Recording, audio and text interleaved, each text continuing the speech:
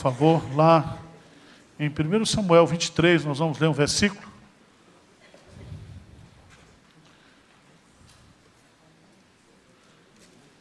Quem aqui já tomou uma decisão sem consultar a Deus e depois deu bronca? Levanta a mão. Só os normais. Você já tomou uma decisão? Se você pudesse dizer assim, olha, se eu pudesse voltar no tempo, eu não teria tomado essa decisão. E todo dia nós temos que tomar decisões na vida. E Davi vai nos ensinar aqui. 23, a partir do verso 1. Foi dito a Davi, eis que os filisteus pelejam contra Keila e saqueiam as eiras. Versículo 2, vamos ler juntos? Consultou Davi ao Senhor, dizendo, irei eu e ferirei esses filisteus? Respondeu o Senhor a Davi, vai e ferirás os filisteus e livrarás Keila. Porém, os homens de Davi lhe disseram, temos medo aqui em Judá, quanto mais indo a Keila contra as tropas dos filisteus. Versículo 4. Então, Davi tornou a consultar o Senhor. E o Senhor lhe respondeu e disse, dispõe-te, desce a Keila, porque te dou os filisteus nas tuas mãos. Versículo 5. Partiu Davi com seus homens a Keila, e pelejou contra os filisteus, e levou todo o gado, e fez grande morticínio entre eles. Assim Davi salvou os moradores de Keila. Eu quero ter um momento de oração com vocês, e nós estamos vivendo, irmãos, um momento assim, muito especial na igreja, onde nós temos que tomar decisões importantíssimas sobre a expansão da igreja, principalmente aqui na sede. Em 2010, nós mudamos para cá, com cerca de 400 pessoas, do templo antigo. Hoje nós somos quase 2.000 membros, só aqui na sede. Estamos com 42 congregações. Tem as Hernandetes, que vêm no Conexão com Deus, que é outro povo. Tem os discípulos de Paulo Júnior, que é outro povo. E a igreja, cada dia, enche mais de gente. O departamento infantil está no gargalo. Nós estamos com problemas de espaço no departamento infantil. E nós precisamos avançar. Aqui nós não podemos crescer. Não podemos crescer mais aqui. Nós temos uma lei de zoneamento muito séria que nos proíbe. Nós queríamos puxar esse templo até lá a ponta, não podemos, porque nós não podemos juntar o terreno da Casa Branca com esse terreno do lado de cá. Porque a lei de zoneamento não permite. Construímos o prédio ali, derrubamos a casa, fizemos aquele prédio. Para a gente ter o habite desse prédio, nós precisamos da anuência dos vizinhos. E 3 vizinhos aí não deram anuência. Querem me ver morto, sepultado, sem ressuscitar. Cremado. Há uns 4 meses atrás, surgiu a possibilidade da gente comprar uma área aqui no Jaguaré. São 8.700 metros quadrados, que dá para você construir até 30, 40 andares, aí é outra coisa. Lá tem 4 galpões, e a gente começou a campanha para arrecadar os recursos, ou para comprar esse galpão, ou para comprar em outro lugar. Nós não temos áreas disponíveis aqui no Alto de Pinheiros. Nós não podemos ir para longe. Então nós estamos nessa encruzilhada. Apareceu esse terreno, essa semana eu estive lá conversando com o dono do galpão, preço 25 milhões. Nós estamos com 1.750.000. Mas recebemos a notícia, o Bradesco. Você sabe que banco não empresta dinheiro, nem para pastor, nem para igreja, sabe disso, né? Não empresta. É crédito de risco. Depois eu conto a história para vocês. Mas o Bradesco, a diretoria central do Bradesco, aprovou um empréstimo de 7 milhões para a gente, se a gente quiser, dando as casas como garantia. Para a gente pagar em 60 meses, com juro aí de 1% ao mês.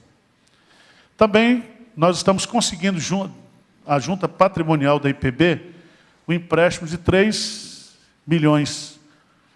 E esse empréstimo você paga sem juro, porque é a igreja ajudando o quê? a igreja. 10, está faltando 25, ou 15. Porque nós estamos negociando com o homem. Eu falei, você faz 3 parcelas de 5 milhões para a gente pagar no ano que vem, no outro ano. Com juros de poupança. Está um rolo. Nós estamos nesse negócio aí. Isso depois vai ser trazido para a Assembleia. Para a Assembleia, os membros civilmente capazes votarem. Então, eu gostaria que a igreja orasse por esse assunto. Certo? Pastor, nós vamos mudar daqui. Não, meu irmão, não vamos fazer culto aqui. Culto das 8h30, fica aqui. Monta um estudo bíblico, escola dominical aqui, faz um culto das 11 horas lá, faz um culto de 5 horas aqui, faz um culto de 7 horas lá. Nós vamos ter espaço. O galpão está pronto. Dá para a gente adaptar lá. Tem estacionamento. E se vocês quiserem, assista no YouTube da igreja. Tem lá foi feita uma filmagem com drone, para você ter uma dimensão da área. Então, nós precisamos ter a sabedoria de Deus e ter a aprovação de Deus. Então, nós estamos consultando, orando, pedindo a Deus. Certo? Deus não vai mandar o dinheiro primeiro para a gente ir para lá. Senão não precisa nem orar. É só fazer o cheque. Certo? Foi assim quando a gente mudou para aqui, foi assim quando a gente comprou essas casas aí. Nós temos, graças a Deus, o nosso orçamento esse ano é de 10 milhões, só que desses 10 milhões, 63% nós gastamos com a obra missionária. Certo? E estamos crescendo. Esse ano passado nós crescemos em torno de 25% a 30% na parte financeira econômica. Então, nós precisamos que a igreja ore por isso. Nós não queremos tomar nenhuma decisão que não seja segundo o que é a vontade de Deus. Se Deus disser, vai, nós vamos. Tá certo? Não tem problema, sou eu que assino ativa, passiva e judicialmente pela igreja. Então, se alguém for preso, sou eu. Vocês não respondem com os bens de vocês, com nada. O negócio, a bucha é comigo aqui. Mas nós não queremos tomar nenhuma decisão que não seja de acordo com a vontade de Deus. Então eu queria que vocês orassem por isso. E eu disse, pastor, para que isso? É para a gente cuidar de mais gente. Porque a Bíblia diz, mais bem-aventurado é dado o quê? Receber. E eu queria que você colocasse no seu coração, esse mês de janeiro, PTU, escola, não sei, um monte de coisa. Mas faça uma oferta para o galpão, nem que seja de R$10. Faz uma oferta. Seria muito bom se a igreja tivesse envolvida nisso. Se Deus falasse com a liderança através da reação da igreja. Alguns têm apoiado, outros têm criticado. Muita gente que critica tem cada ideia mirabolante. Certo? Só que nós estamos numa encruzilhada. Numa encruzilhada. Certo? Nós precisamos da direção de Deus. Então eu queria convidar para a gente formar as duplas de oração, orar por esse assunto. Tá bom? Orar pelos enfermos, pelos necessitados. Vamos orar pelo pastor Adenivan, que foi diácono da nossa igreja. Essa semana ele perdeu a filha de 15 anos. Irmãos, uma morte estúpida. Apendicite.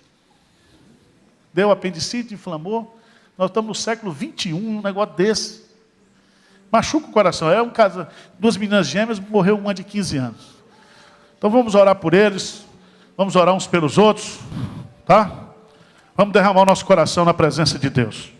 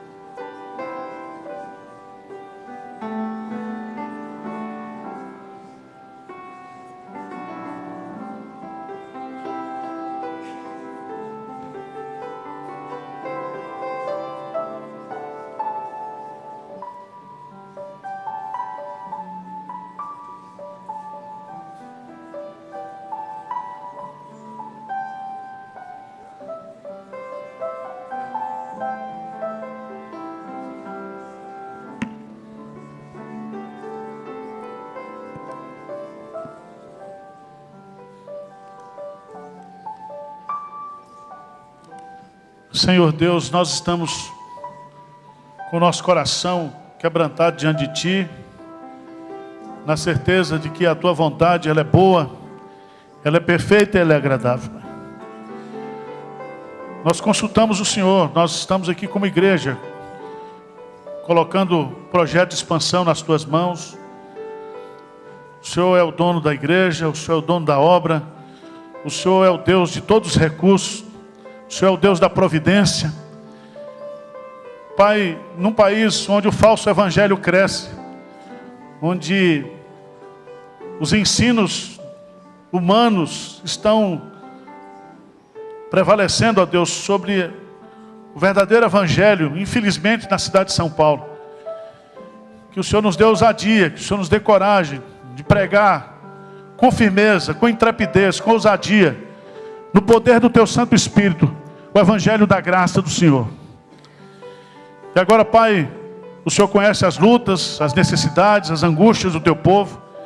Que o Senhor visite o rebanho do Senhor nessa manhã, trazendo alento, alívio, encorajamento e, acima de tudo, disposição para Te honrar e Te servir.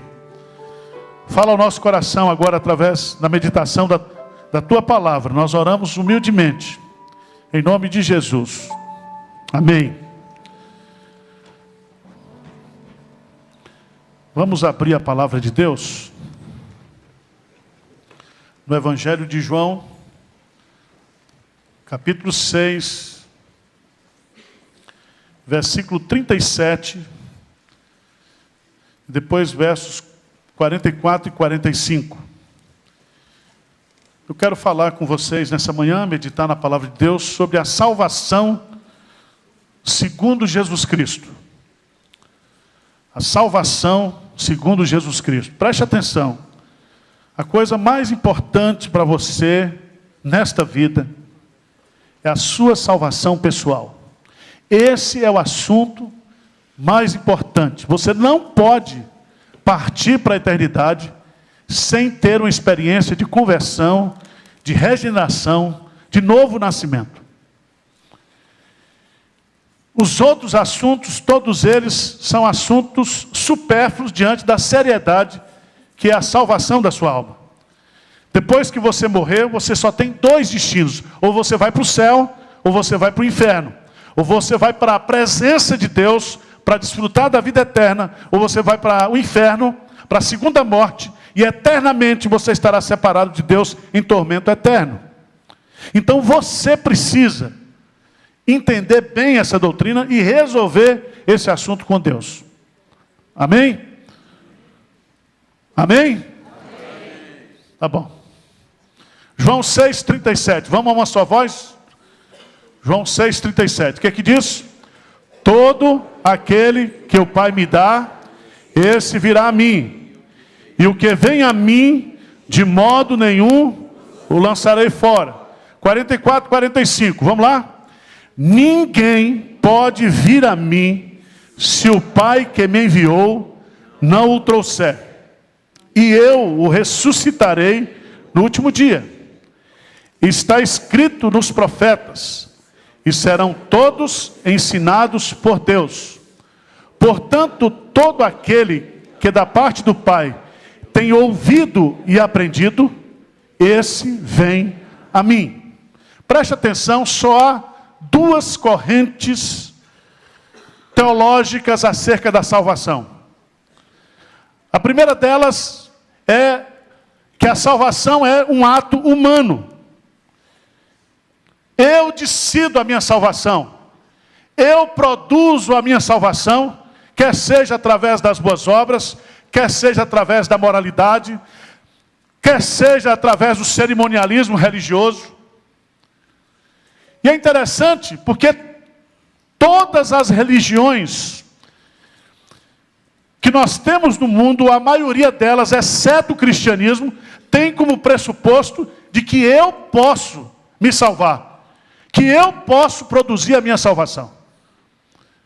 O espiritismo pensa assim. A teologia da prosperidade pensa assim.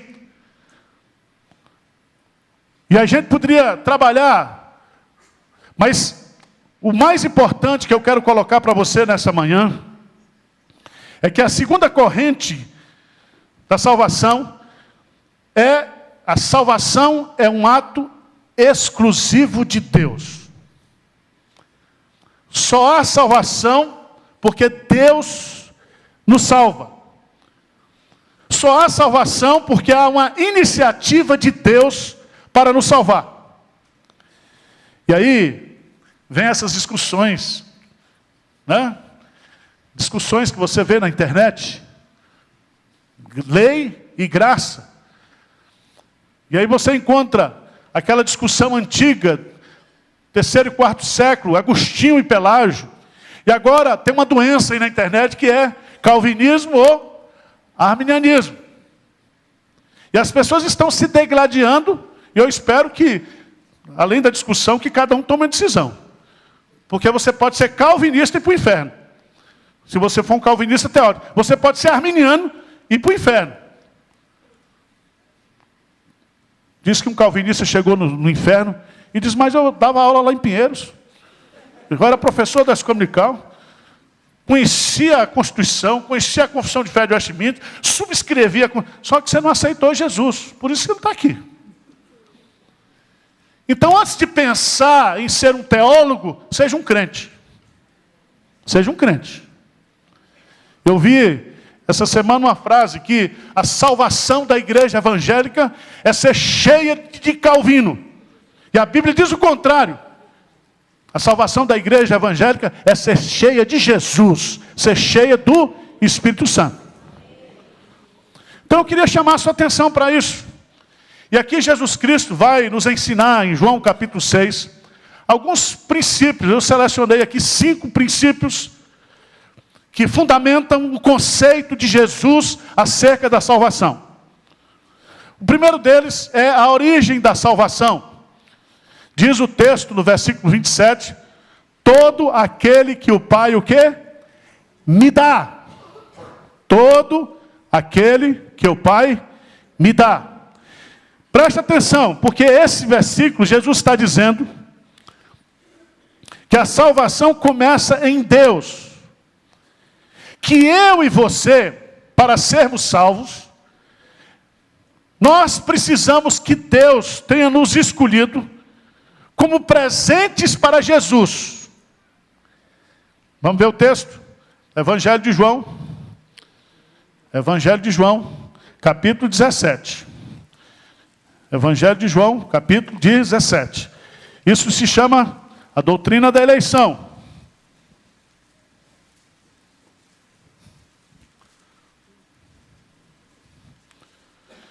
Leia comigo, versículo 6, o que diz? João 17, 6. Manifestei o teu nome aos homens que me destes do mundo.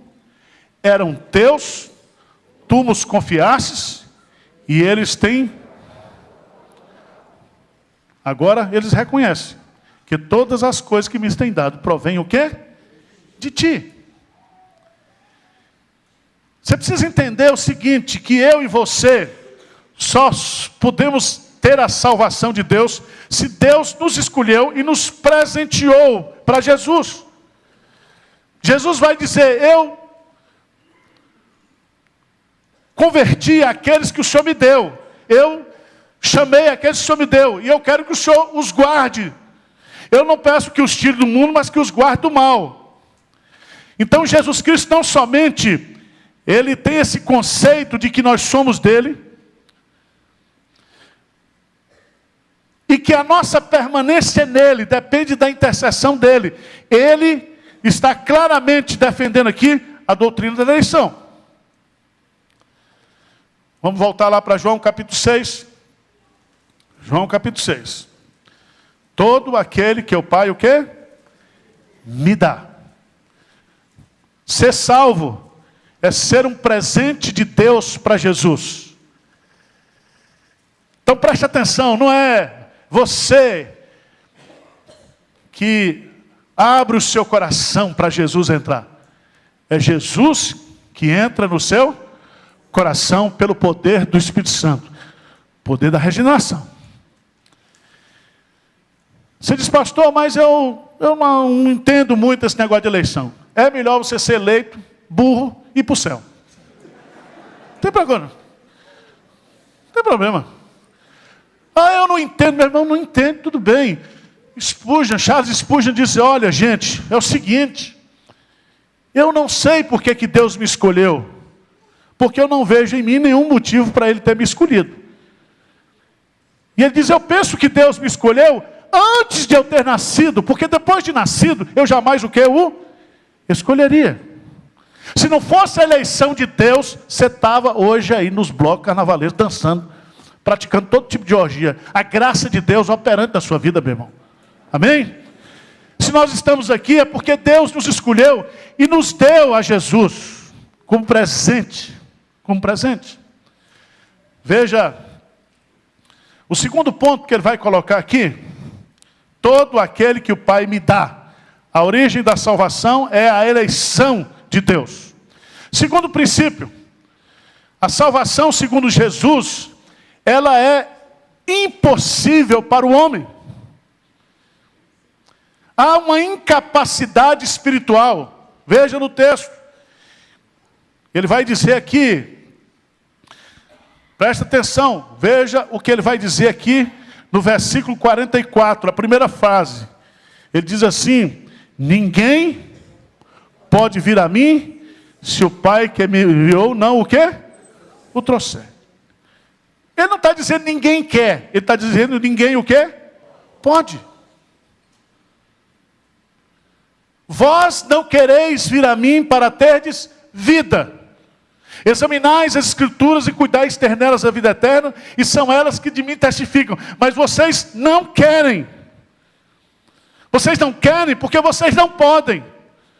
Porque vocês estão mortos nos seus delitos e pecados. Porque se Jesus Cristo diz assim, vocês não querem vir a mim para terdes vida, é porque longe de mim vocês não têm vida. Vocês estão mortos. Abra a sua Bíblia em Mateus capítulo 19. Mateus capítulo 19. O jovem rico recebeu a mensagem de Jesus. E o jovem rico foi embora. Triste, porque era muito rico. E ele não queria trocar suas riquezas por Jesus. Os discípulos ficaram preocupados, porque Jesus Cristo diz assim, é mais fácil passar um camelo pelo fundo de uma agulha, do que entrar um rico no reino de Deus. Versículo 25 de Mateus 19. Lê comigo aí. Ouvindo isto, os discípulos ficaram grandemente maravilhados e disseram, sendo assim, quem pode ser salvo? Jesus, fitando neles o olhar, disse-lhes, isto é o quê? Impossível aos homens, mas para Deus tudo é o quê? Possível. O que é impossível para o homem? A salvação. Então não é questão de ser calvinista, de ser arminiano. Existe uma doutrina bíblica sobre a depravação total do homem. O homem, por causa do pecado, ele está morto espiritualmente. E um morto espiritualmente, ele não pode ressuscitar a si mesmo. Ele não pode crer. Ele não pode mudar o seu estado espiritual, a sua condição espiritual. Ele está morto. Lembra de Efésios capítulo 2, versículo 1? Ele vos deu vida, estando vós mortos nos vossos o quê? Delitos e pecados. Ele é Deus.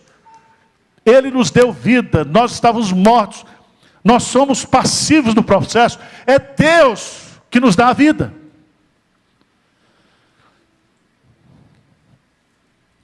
Terceiro argumento de Jesus, a salvação segundo Jesus, ela se origina em Deus na sua eleição. Ela se baseia também na incapacidade, ninguém pode salvar a si mesmo.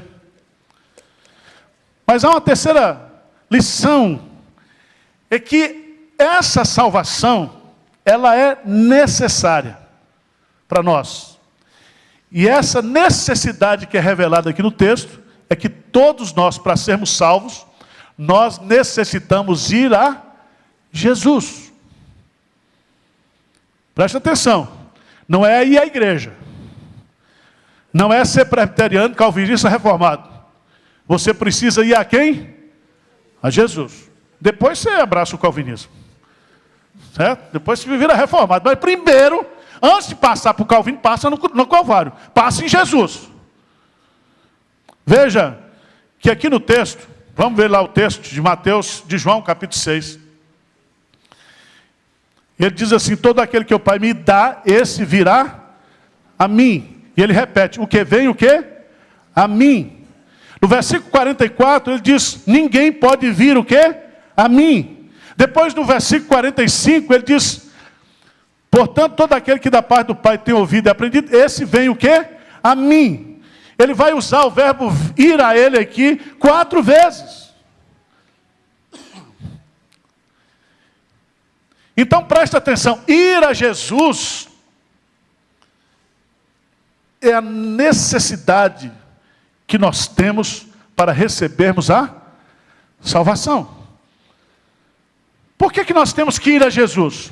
Ir a Jesus, você vai num ato de fé, de confiança e de compreensão de que fora de Jesus não há o quê? Salvação. Você vai a Jesus porque há um só Deus e um só mediador entre Deus e os homens, e esse é Jesus.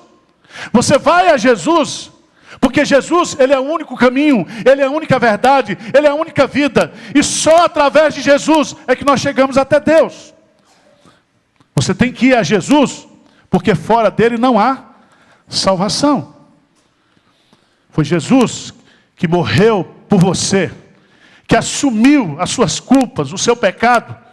Foi Jesus Cristo que ressuscitou para lhe dar a justificação pela fé. Foi Jesus que fez toda a obra. E nenhuma outra obra, senão a de Jesus, poderia satisfazer a justiça de Deus. Nós só podemos ser justificados, nós só podemos receber a declaração jurídica do tribunal de Deus, do juiz dos juízes, de que nenhuma condenação há para mim e para você, porque nós estamos em Cristo Jesus. Fora de Jesus não há salvação. Então nós temos que ir para Jesus. Veja no Evangelho de João, capítulo 7.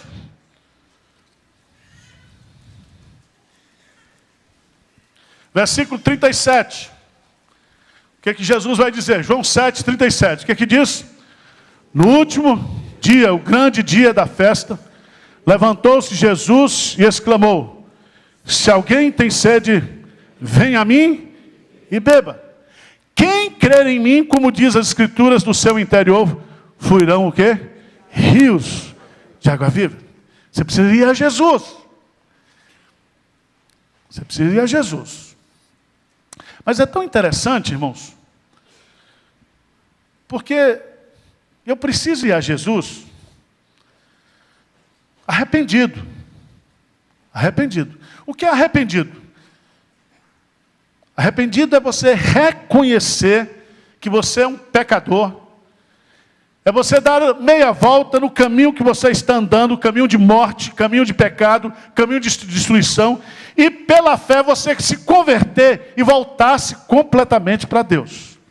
Você precisa ir. Conversão implica em arrependimento e fé. Arrependimento, eu reconheço os meus pecados. Fé, eu creio que o sangue de Jesus me purifica de todo pecado.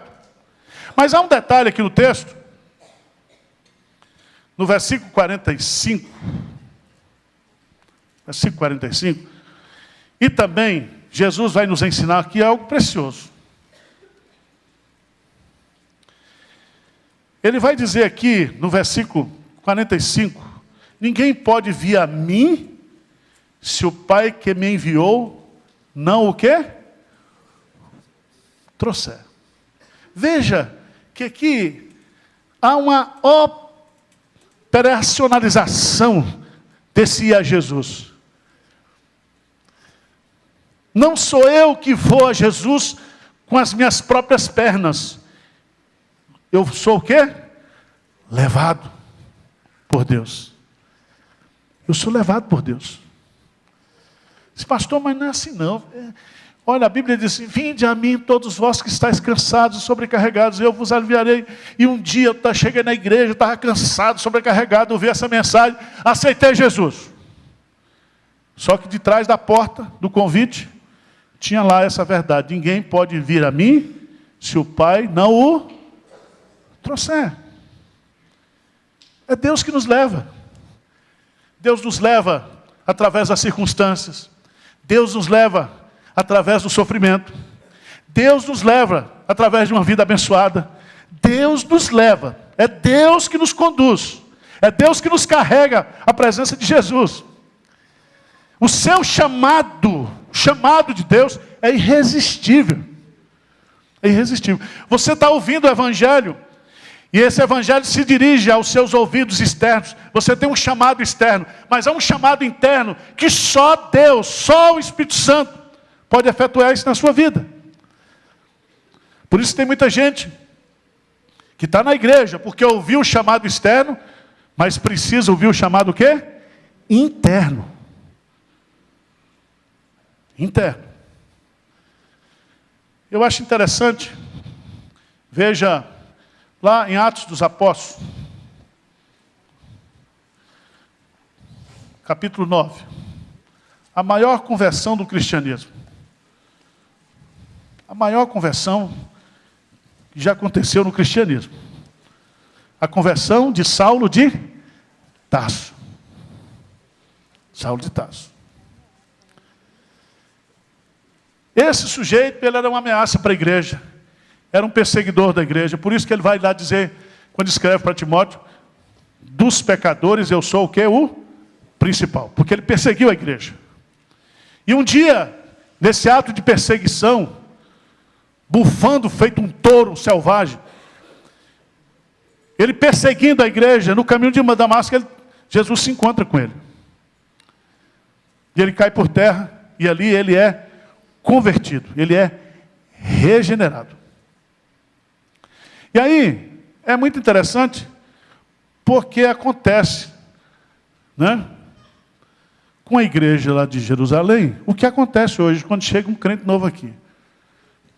O cara chega aqui, todo tatuado, cheio de argola, e a gente olha e diz, será que é convertido mesmo? Ananias não queria ir. Veja lá. Presta atenção. Versículo 10. Ora, havia em Damasco um discípulo chamado Ananias. Disse-lhe o Senhor, numa visão, Ananias. Ao que respondeu, eis aqui, Senhor. Então o Senhor lhe ordenou, dispõe-te, vai à rua que se chama direita, na casa de Judas, procura por Saulo a apelidado de Tarso, pois ele está o quê? Orando. Versículo 13, Ananias, porém, respondeu, o Senhor de muito tem ouvido a respeito desse homem, quantos males tem feito aos teus santos em Jerusalém. E para aqui trouxe autorização dos principais sacerdotes para prender a todos que invocam o teu nome. Versículo 15, lê comigo aí. Mas o Senhor lhe disse, vai, porque este é para mim um instrumento escolhido para levar o meu nome perante os gentios e reis, bem como perante os filhos de Israel, pois eu lhe mostrarei quanto lhe importa sofrer pelo meu nome. Ananias, é o seguinte, está tudo sob controle. Eu escolhi esse cara, eu converti esse cara agora vai ser pregador do Evangelho, e esse cara vai sofrer muito, porque eu estou fazendo uma obra na vida dele. Irmãos, preste atenção, olha para a sua vida, preste atenção, olha para a sua vida, quem você é, né? Como nós acabamos de cantar aqui, que o Senhor olha para nós, vê tudo dentro, pensa no que você é, e pensa o seguinte, se não fosse Deus, você seria convertido? Se fosse Deus, se não fosse Deus, você estaria na presença de Deus hoje? E a resposta é muito simples. Ninguém pode ir a Jesus se o Pai não o levar, se o Pai não o trouxer. É Deus que nos conduz. Mas em quinto lugar, nós temos duas garantias aqui no texto. Vamos voltar para João, capítulo 6. Duas garantias. Então nós temos a origem, a eleição, nós temos a incapacidade, ninguém pode, depravação total. Nós temos a necessidade, que é ir a Jesus. Nós entendemos que ir a Jesus, para que isso seja operacionalizado, Deus tem que me levar.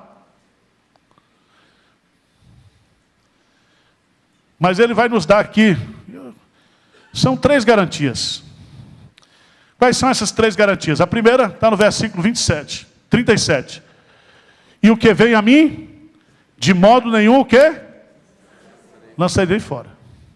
Então você não pode perder a sua salvação. Você jamais será rejeitado por Jesus.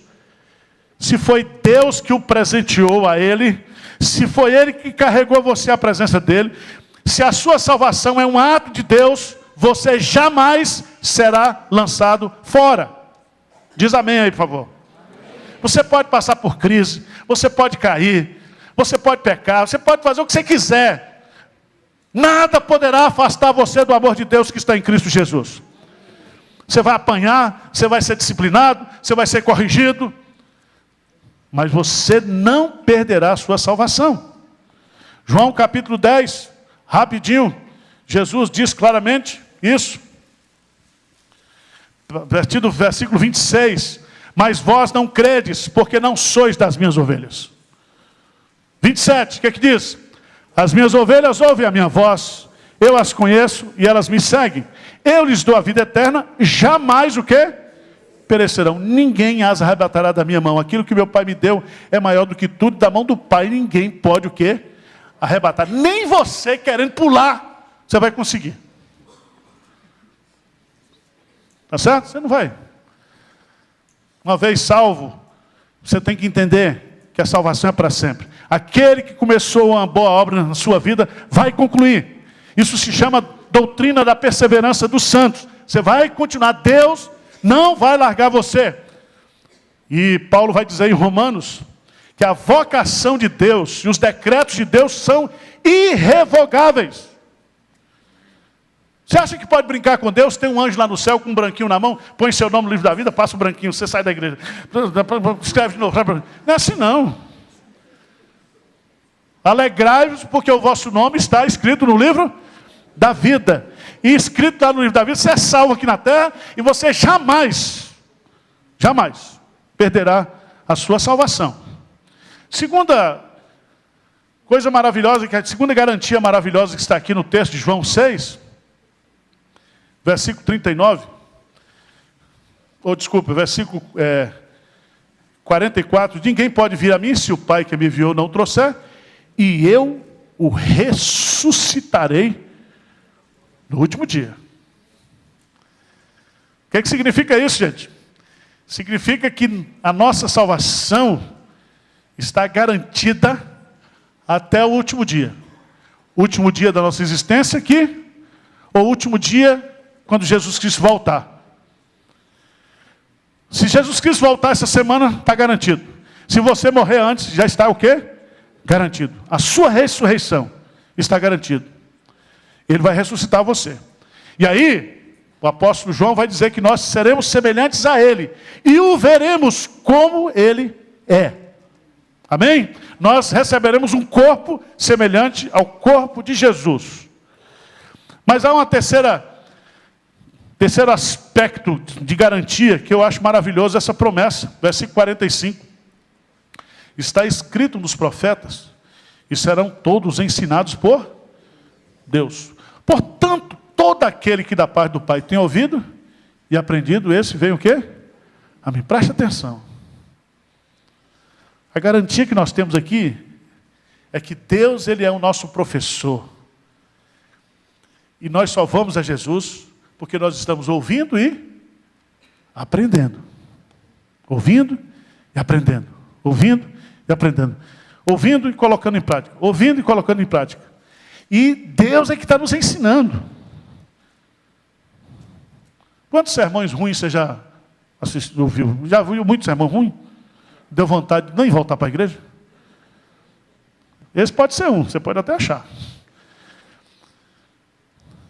Irmãos, são tantas as razões e os motivos que a gente tem para desistir.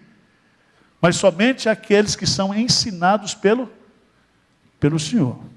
É que vão o quê? A Jesus e serão ressuscitados nos últimos dias. Isso é maravilhoso. Porque a fé vem pelo ouvir e ouvir a palavra de Deus. Mas a fé não somente vem pelo ouvir, ela é mantida pelo ouvir, pelo estudar. O ouvir e o aprender é um ato contínuo da nossa vida. E aí você diz, pastor, mas lá no céu a gente vai continuar aprendendo? Eu acho que vai, claro. A eternidade é exaustiva. O conhecimento de Deus é exaustivo. Nós vamos para lá e nós vamos continuar aprendendo na eternidade. E você, que é muito assim, uma pessoa inteligente, tem uns iluminados aqui na terra, que vai dizer, quando chegar lá no céu, tem umas perguntas para fazer para Deus. Meu irmão, não seja tonto. Não seja, vai fazer pergunta para Deus. Jó caiu na besteira de fazer umas perguntas para Deus. Aí Deus voltou para ele, fez 39 perguntas para ele. Isso aqui na terra. E aí ele disse, eu me abomino. Eu te conhecia só de ouvir, mas agora os meus olhos o quê? Não caia nessa besteira. Eu sei que você é um cara fora da média. Eu tenho umas perguntas. Vou perguntar a Paulo, quem é o espinho na carne. Você acha que Paulo vai estar preocupado? Dá satisfação para você? Quem é o espinho na carne? Se contente, meus amados irmãos, de estar no céu. Está no céu. E lá você fica caladinho, aí você vai passeando lá no shopping, aí as coisas vão sendo reveladas tranquilamente. Certo? É tranquilo, fica tranquilo. No céu tudo será o quê? Esclarecido.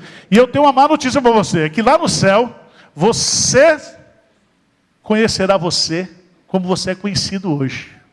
Paulo diz isso. Essa parte, senhor, dá para pular, porque eu não quero me conhecer como que eu era lá, não. Estou satisfeito em estar aqui. Então eu queria que você pensasse nisso, porque a salvação, irmãos, é a doutrina mais importante da nossa vida.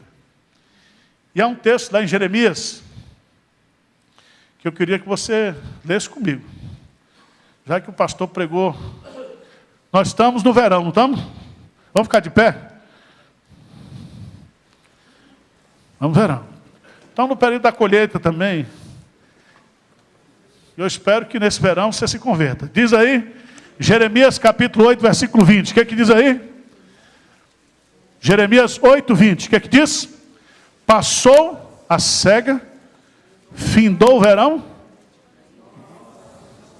Presta atenção.